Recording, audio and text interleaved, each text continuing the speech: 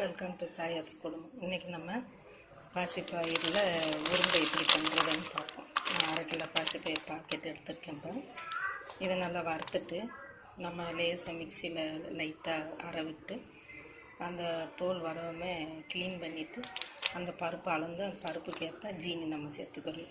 1 tumbler பருப்புன்னா 1 டம்ளருக்கு கொஞ்சம் கம்மியாக ஜீனி சேர்த்து ரெண்டையும் பவுடர் பண்ணிவிட்டு நம்ம உருண்டை பிடிக்கணும். வாங்க நம்ம எப்படி வறுத்து எப்படி இந்த ரெடி பண்ணணும்னு பார்ப்போம். வீடியோக்குள்ளே போகும்போது இந்த மாதிரி ப்ரௌன் கலர், இந்த கலரில் வர்ற மாதிரி ஆஃப் பண்ணிவிட்டு ஆற வச்சிடணும். ஆற வச்சுட்டு நம்ம இந்த மிக்சியில் லைட்டாக அடித்து இந்த தோலை எடுத்துடணும். பாருங்க, நம்ம இது மிக்சியில் 1-2 லேசாக 1-2 விட்டு அடிச்சிட்டோம்னா தோல் தனியாக வந்துடும். தோலை நம்ம க்ளீன் பண்ணிக்கிறோம். இந்த மாதிரி 1-2 பருப்பு எடுத்துட்டோம்னா அந்த பச்சை தோல் தனியாக வந்துடும். க்ளீன் பண்ணி எடுத்துகிட்டு 1 டம்ளர் பருப்புக்கு 3/4 டம்ளர் ஜீனி எடுத்து ரெண்டையும் மிக்ஸ் பண்ணி பவுடர் பண்ணிக்கிறோம்.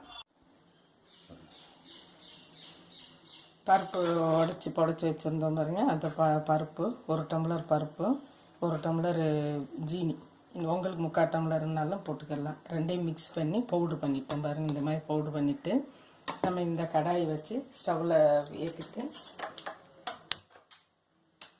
கடாயை நம்ம கொஞ்சம் கனமானது வச்சுக்கணும். இப்போ இல்லைன்னா அடி பிடிச்சிரும். அதனால் இந்த மாதிரி வச்சுருக்கேன். நெய் விட்டுக்கிறோம்.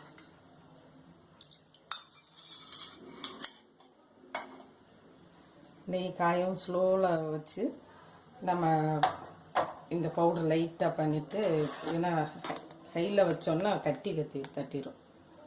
கட்டி தட்டாமல் ஸ்லோவில் வச்சு நம்ம இது பண்ணிக்கணும். கொஞ்சம் அந்த வாசனை வர்ற வரைக்கும் வதக்கணும்.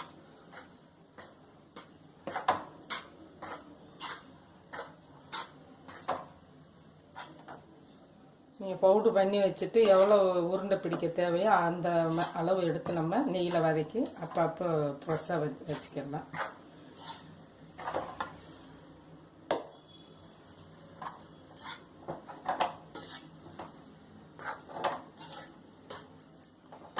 சுகர் மிக்ஸ் பண்ணதுனால டக்குன்னு கட்டிருப்பா. ஸ்லோவில் வச்சு நல்லா மசிச்சுக்கிட்டே இருக்கணும். கொஞ்சம் வாசனை வர்ற வரைக்கும் வதக்கி விட்டுட்டு அப்படியே நம்ம பாத்திரம் மாற்றி விட்டுருணும்.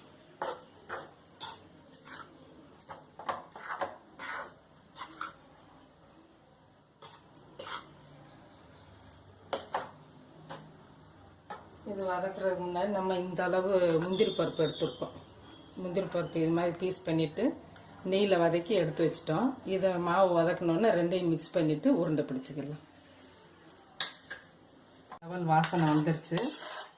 நம்ம வேறு பாத்திரத்தில் மாற்றிக்கிறோம். டக்குன்னு வேறு பாத்திரத்தில் மாற்றிடும், இல்லைன்னா அப்படியே கட்டி தட்டிடும். கட்டி இல்லாமல் நம்ம இந்த இது வதக்கிட்டு மிக்ஸ் பண்ணி வச்சுருக்கோம் பாருங்கள் முந்திரி பருப்பு. இதையும் நம்ம இதோட சேர்த்துடும். நல்லா கலக்கிட்டு சூடு இருக்கிறப்பவே நம்ம கையில் எவ்வளோ சூடு பிடிக்க முடியுதோ அந்த அளவு சூட்லையே நம்ம உருண்டை பிடிச்சிடணும். கொஞ்சம் கொஞ்சமாக ஆற வச்சு கூட நம்ம பிடிச்சிக்கலாம். உங்களுக்கு நெய் முந்திரி பருப்பு இன்னும் கொஞ்சம் தேவைப்பட்டுச்சுன்னா நல்லா விட்டுக்கலாம்.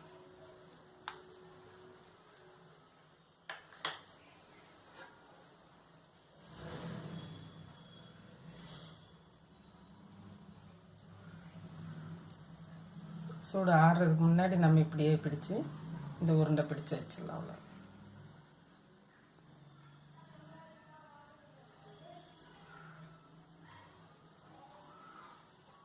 இந்த மாதிரி பிடிச்சி வச்சுக்கலாம்.